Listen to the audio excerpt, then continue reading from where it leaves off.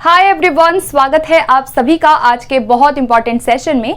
आज इस वीडियो में मैं डिस्कस करने वाली हूँ लैंग्वेज डेवलपमेंट स्टेजेस, जिसे हम लैंग्वेज एक्विजिशन स्टेजेस भी कह सकते हैं। कैसे एक बच्चे का भाषा विकास होता है, उसकी क्या अवस्थाएं होती हैं, उसको आज हम कवर करेंगे। इसके साथ साथ कुछ और इम्पॉर्टेंट पॉइंट्स है such as theories and some important constitutional provisions जिनको हम डिस्कस करेंगे। So if you are preparing for any teaching related examination then definitely this video will help you. So इसीलिए डोंट स्किप दिस वीडियो, पूरा जरूर देखना। किसी भी exam की तैयारी आप कर रहे हो, कोई भी ऐसा एग्जाम है टीचिंग रिलेटेड, सब में ये इंपॉर्टेंट है, तो पूरी जरूर देखना वीडियो को। तो चलिए फिर स्टार्ट करते हैं। शॉर्ट में सारी चीजों को समझेंगे एंड इंपॉर्टेंट है, ठीक है। तो सबसे पहले बात करेंगे हम यहाँ पर लैंग्वेज के स्टेजेस को, ठीक है। सबसे पहले हम इसको अच्छे से हम बात करेंगे, स्टेजेस कौन कौन सी होती है एक्विजिशन में। तो आपको पता है कि बच्चा एक्वायर करता है पहले भाषा को, किसी भी भाषा को जब वो सीखता है तो सबसे पहले वो अपने नेचुरल सराउंडिंग में, अपने फैमिली में, अपने केयर गिवर्स के पास, अपने नेबरहुड में, अपनी सोसाइटी में सबसे पहले अपनी मदर टंग को बच्चा सीखता है, जिसे हम पहली भाषा कह सकते हैं, जिसे हम मदर टंग कह सकते हैं, जिसे हम रीजनल लैंग्वेज भी कहते हैं और जिसे हम वर्नाकुलर लैंग्वेज भी कहते हैं। तो जब एक बच्चा अपनी भाषा को एक्वायर करता है अपनी फैमिली में, देन वो कुछ प्रोसेस से होकर के गुजरता है और प्रोसेस से गुजरते गुजरते जब वो अर्ली चाइल्डहुड तक पहुंचता है तो उसके भाषा का विकास का क्रम क्या होता है, कौन कौन से चरण आते हैं, वो हम अब डिस्कस करने जा रहे हैं। तो सबसे पहला स्टेज क्या आता है, क्यूइंग। इससे पहले आता है क्राइंग, ठीक है। क्यूइंग मैंने यहाँ पे क्राइंग ऐड नहीं किया क्योंकि वो बिल्कुल ऑब्वियस बात है कि क्यूइंग से पहले क्या आएगा, क्राइंग, यानी रोना। जब बच्चा जन्म लेता है तो सबसे पहले क्या करता है, कुछ बोलता नहीं है, सबसे पहले वो रोता है, ठीक है। तो उसके बाद आता है क्यूइंग स्टेज, जो कि इंपॉर्टेंट है। क्यूइंग में क्या होता है कि बच्चा केवल वॉवल साउंड को प्रोड्यूस करता है। ये जो अवस्था है, आपको इनका जो कालक्रम है, जो ड्यूरेशन है, वो आपको याद रखना है और इसकी कैरेक्टरिस्टिक भी आपको याद रखनी है। सबसे पहले आता है crying and then cooing. Cooing में क्या होता है, बच्चा जो भी वॉवल साउंड है, सिंगल वॉवल साउंड है, उनको प्रोड्यूस करना स्टार्ट करता है, ठीक है। जैसे यहाँ पे आ, ऊ, ई, जितनी भी वॉवल्स आपके ध्वनियां हैं, उनको वो बच्चा क्या करता है, यहाँ पे शब्द नहीं बोल रहा, यहाँ पे कोई भी कॉन्सोनेंट का काम नहीं है, केवल ध्वनियों को उच्चारण करता है, तो इसे हम क्यूइंग कहते हैं। और ये अवस्था कौन सी है, 0 से 6 मंथ्स, ठीक है, फर्स्ट। सेकेंड आता है babbling stage, which is very very important because यहाँ से आपके बहुत सारे क्वेश्चन जो है अगेन एंड अगेन आते हैं, ठीक है। तो बैबलिंग को हम बलबलाना कहते हैं हिंदी में, ठीक है। बैबलिंग नाम से ही समझ जाओगे, हिंदी की कोई ज़रूरत नहीं है वैसे तो फिर भी मैं लिख देती हूँ, बलबलाना, ठीक है। बैबलिंग करना ये आपके 6 से 8 महीने में शुरू होता है। तो आपसे ज्यादातर क्वेश्चन क्या पूछा जा सकता है कि शुरुआत कब से होती है बैबलिंग स्टेज की, तो 6 से 8 महीने के अंतराल में ये बैबलिंग स्टेज शुरू हो जाता है। और यहाँ पर बच्चा पहले वॉवल बोलता था क्यूइंग में, बैबलिंग में क्या हो जाता है, वॉवल के साथ कॉन्सोनेंट्स भी ऐड हो जाते हैं, ठीक है। यानी स्वर और व्यंजन दोनों का यहाँ पे मिलाप है, दोनों का समावेश है, दोनों एक साथ है, इंटीग्रेटेड बच्चा यूज कर रहा है। जैसे मामा बाबा, मा बाबा, तो ये बैबलिंग है, ठीक है। रिपीट करता है, बार बार क्या करेगा, रिपीट करेगा। अब मामा बाबा में कॉन्सोनेंट भी है, वॉवल भी है, दोनों को यूज कर रहा है। रिपीटिशन यहाँ पे होती है इसकी, ठीक है। इसको हम रिसेप्टिव पैटर्न्स भी कहते हैं। बार बार बच्चा रिपीट करता है इन्हीं शब्दों को, माँ बा करके। और ये आपको बस इतना याद रखना है, ये क्या है, आपके बैबलिंग स्टेज है। अभी बच्चा वर्ड्स बोलना नहीं सीखा, अभी बच्चा सेंटेंसेस बनाना भी नहीं सीखा, अभी केवल वो वॉवल एंड कॉन्सोनेंट से क्या कर रहा है, जोड़ तोड़ कर रहा है, बाबा और मामा बोल रहा है, ठीक है। रिपीटिशन बेसिकली कर रहा है यहाँ पर। थर्ड स्टेज देखिए क्या आती है, होलोफ्रास्टिक स्टेज। ये नाम याद रखना है कि होलोफ्रास्टिक स्टेज कौन सी होती है, बैबलिंग के जस्ट बाद आती है। और इसका जो काल होता है वो 9 से 18 महीने तक होता है, यानी 9 महीने से स्टार्ट हो जाती है और 18 तक रहती है ये, जब बच्चा 18 महीने का हो जाता है। और इसे हम एक शब्द की अवस्था भी कहते हैं, ठीक है। तो अगर आपसे पेपर में पूछा जाए वन वर्ड स्टेज को हम क्या कहते हैं, एक शब्द अवस्था कौन सी होती है, तो उसे हम होलोफ्रास्टिक स्टेज कहते हैं। होलोफ्रेस्टिक का मतलब ही है जहां पे एक ही शब्द का बच्चा यूज करता है किसी बात को कहने के लिए। ओके, जैसे कि वन वर्ड है यहाँ पर, usually are nouns related to familiar objects. यहाँ पे बच्चा जो भी शब्द एक वर्ड बोलता है वो ज्यादातर संज्ञा से संबंधित वर्ड्स होते हैं और ऐसे शब्द होते हैं जिनसे बच्चा परिचित है, जो उसने अपने आसपास देखा होता है। जिन शब्दों को बच्चा उन्हीं शब्दों को ज्यादा से ज्यादा बोलता है। जैसे अगर उसे पानी चाहिए तो पूरा सेंटेंस बच्चा यहाँ नहीं बोलता है, केवल बोलेगा पानी। ठीक है, मम बोलेगा बच्चा, जैसे बच्चे होते हैं मम बोलते हैं। या अगर उसको किसी की याद आ रही है, मान लो उसको अपने पापा की याद आ रही है, तो वो ये नहीं कह सकता कि पापा की याद आ रही है, वो कहेगा पापा, है ना। तो जब भी किसी बात को बच्चा यहाँ कहना चाहता है वो एक शब्द में अपनी बात को कन्वे करने की कोशिश करता है, तो इसे हम होलोफ्रेस्टिक स्टेज कहते हैं। जैसे car, book, ball, toy, baby, mama, milk, water, इस तरह के शब्द जो है ना, पापा, मामा, मिल्क, वाटर, जो उसके आसपास चीजें हैं, जो उसने वस्तुएं देखी हैं, उन्हीं को वो कहना स्टार्ट करता है। और ये एक शब्द की अवस्था होती है, एक ही बच्चा यहाँ पे एक एक वर्ड बोलना स्टार्ट कर रहा है। नेक्स्ट आता है two word stage. Two word stage जो है वो 18 से 24 महीने की अवस्था होती है और यहाँ पर बच्चा दो दो शब्दों को जोड़ना शुरू करता है। यहाँ पर वो एक वर्ड बोल रहा था, अब यहाँ पे वो दो शब्दों को बोल रहा है। अभी कंप्लीट सेंटेंस नहीं बोल रहा है, केवल दो दो शब्दों को जोड़ना सीख रहा है। जैसे बिग कार, ये किसी चीज को बच्चा पॉइंट आउट अगर करना चाहता है तो ऐसे शब्दों को बोलता है। जैसे अगर वो कहना चाहता है कि ये बड़ी कार है तो कहेगा बिग कार, इस तरह से। या माई टॉय, अगर कहेगा ये मेरा खिलौना है तो पूरा सेंटेंस ना बोल के बोलेगा माई टॉय। ठीक है, सेंटेंस पूरा नहीं बोल रहा है। या फिर बोलेगा मोर मिल्क, अगर उसे बोलना है कि मुझे ज्यादा चाहिए, मुझे और दूध चाहिए, तो बोलेगा मोर मिल्क। यानी दो दो शब्द में काम चला रहा है। दिस बुक, ये है किताब। या फिर डैडी गो, अब क्वेश्चन पूछ रहा है क्या पापा चले गए, तो पूरे सेंटेंस ना बोल के बोल रहा है डैडी गो। तो ये क्या है, आपका टू वर्ड स्टेज है। अच्छा, एक चीज मैं यहाँ पे और आप लोगों से कन्वे करना चाहूंगी, काफी आपने बुक्स में आपने जरूर देखा होगा कि ये जो टू वर्ड स्टेज होती है इसी को टेलीग्राफिक कहा जाता है, लेकिन कुछ कुछ किताबों में आपको टू वर्ड से अलग मिल जाएगा टेलीग्राफिक। तो कंफ्यूज नहीं होना है। अगर पेपर में क्वेश्चन आता है कि टू वर्ड को ही हम टेलीग्राफिक कहते हैं, अगर ऑप्शन में है तो आप टेलीग्राफिक लगा सकते हो। अदरवाइज जो रिसेंट जो हमारे जो चेंजेस हुए हैं उसमें टेलीग्राफिक को अलग बोला गया है। ठीक है, टू वर्ड के बाद टेलीग्राफिक को बोला गया है। अदरवाइज आपको ये एक ही में मिल जाएगा। मैंने थोड़ा सा डिटेल यहाँ पे इसको ऐड किया है, ठीक है, ताकि अलग अलग आपको समझ में आए।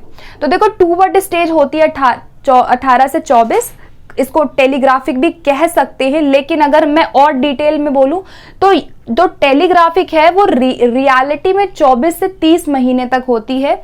और यहाँ पर बच्चा क्या करता है, इस जो सिंटेक्स होता है बच्चे का वो एक्सपेंड हो जाता है।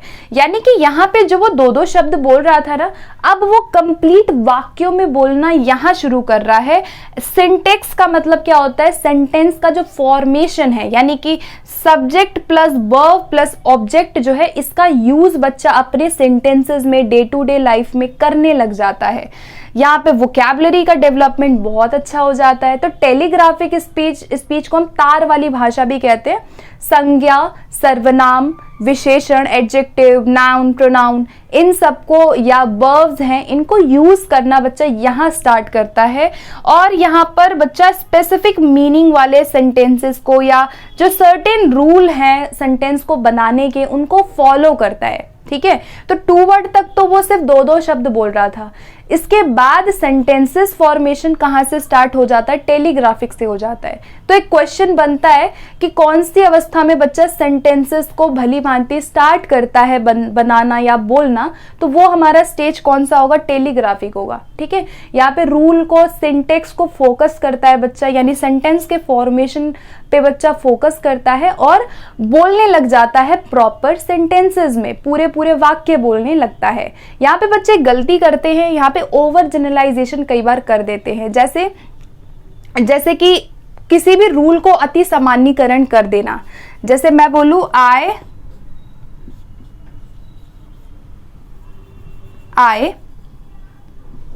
एम ईटिंग, ठीक है। अगर बच्चा बोल रहा है आई एम ईटिंग, मैं खाना खा रहा हूं, तो इस चीज को वो क्या करते हैं, हर सेंटेंस में यूज कर देते हैं, ठीक है। या फिर बोल देगा आई एम ईटिंग और फिर बोलेगा यहाँ पे मान लीजिए वी एम ईटिंग, ठीक है। तो इस तरह से बच्चा कुछ भी यहाँ पे क्या करता है, किसी भी रूल को अति सामान्यीकरण कर देता है, ठीक है।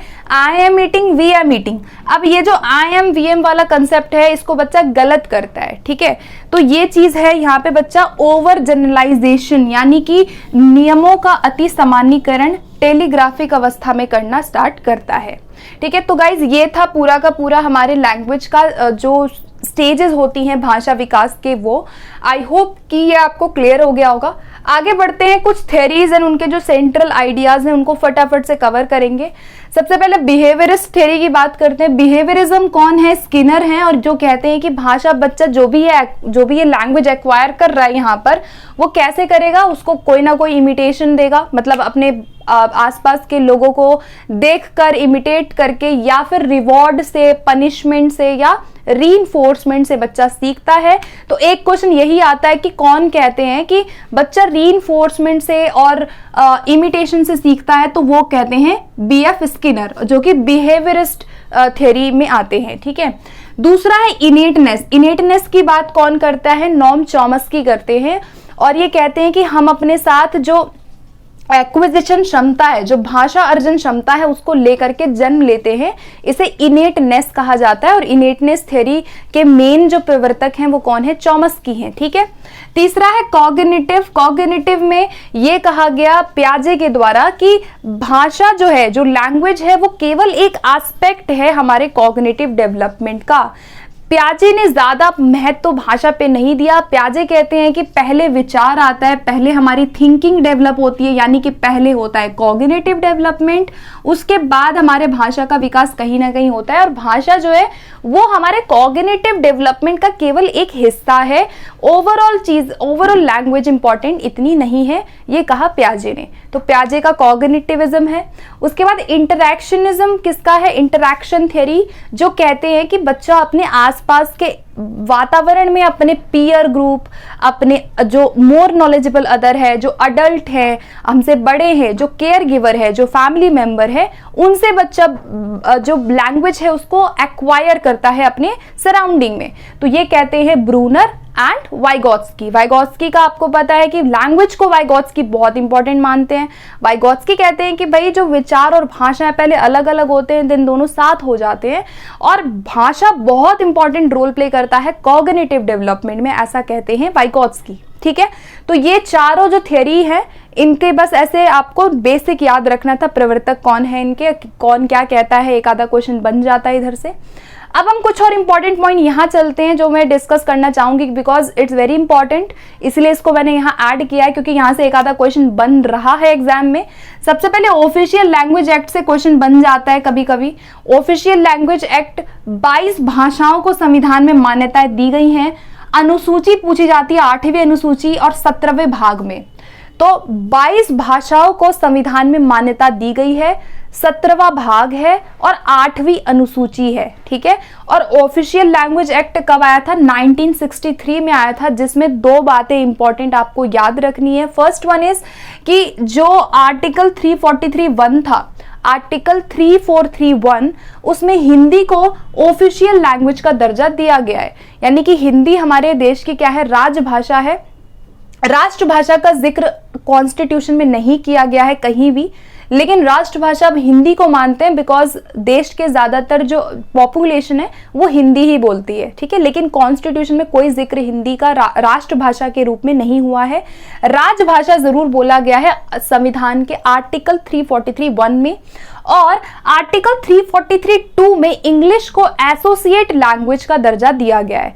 तो एसोसिएट ऑफिशियल लैंग्वेज इंग्लिश है और ऑफिशियल लैंग्वेज हिंदी है संविधान के अनुसार, और ये किस में कहा गया है, ऑफिशियल लैंग्वेज एक्ट में कहा गया है, ठीक है। और यहां पे ये याद रखना है कि आर्टिकल 343 से 343 से 351 जो आर्टिकल है हमारे संविधान का, वो डील करता है ऑफिशियल लैंग्वेजेस से। तो आपसे पेपर में ये पूछा जा सकता है कि ऑफिशियल लैंग्वेज से कौन सा आर्टिकल डील करेगा, कहाँ से कहाँ तक करेगा। तो 343 से 51 याद रखना, 343(1) याद रखना, 343(2) याद रखना। इंग्लिश को किस में कहा है, हिंदी को किस में कहा है। यहाँ पे हिंदी को ऑफिशियल बोला गया और देवनागरी लिपि में लिखी जाएगी हिंदी, इसकी भी बात की गई है, ठीक है। और इंग्लिश कौन सी फैमिली से, लैंग्वेज फैमिली से बिलोंग करता है लैंग्वेज इंग्लिश, वो है इंडो यूरोपियन फैमिली, ठीक है, इंडो यूरोपियन फैमिली। कुल 5 भाषा परिवार हैं हमारे देश में, वैसे तो 6 माने जाते हैं, लेकिन मेजरली आपको काफी सारे बुक्स में 5 भाषा परिवार मिलेगा, ठीक है। और इंग्लिश पूछा जाता है कि इंग्लिश कहाँ से आया, तो इंडो यूरोपियन फैमिली से इंग्लिश बिलोंग करता है, ठीक है। सो गाइज, ये थे कुछ इंपॉर्टेंट फैक्ट्स, पॉइंट्स, जो भी आप इसे समझें। I hope this video helped you in your exam, and if you have any doubt regarding anything about this video and कोई भी suggestion या feedback आप देना चाहते हैं मुझे, तो please let me in the comment section. ज़रूर आप मुझे दें। आपको कोई वीडियो चाहिए, किसी वीडियो पे आपको कोई डिमांड है, तो वो भी आप मुझे बता सकते हैं, ठीक है। तो मिलते हैं फिर अगले सेशन में बहुत जल्दी नए वीडियो के साथ। Okay, thank you.